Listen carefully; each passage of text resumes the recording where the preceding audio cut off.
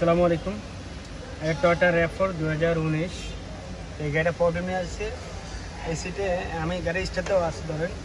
এখন এই যে আমি এসি দিতেছি, এসি যে বাটন প্রেস করতেছি, দেখেন প্রেস করতেছি, কাজ করতেছে না।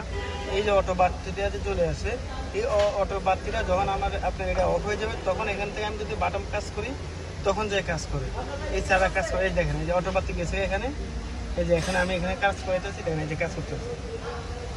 এই প্রবলেমটা নিয়ে আসছে, এটা নিয়ে আমরা কাজ করবো। এই সেট আমরা খুলছি, এই সেটটা দেখেন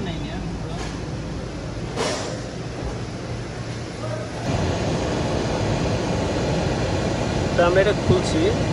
তো এই মোটরটা আমরা খুলছি, মোটরটা এখানে থাকে, মোটরটা প্রবলেম।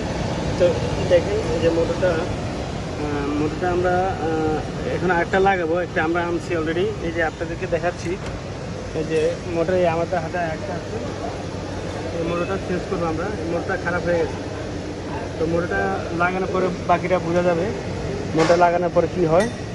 তো অবশ্যই সবাই দেখতে থাকেন, ভালো থাকবেন। ওকে, আসসালামু আলাইকুম।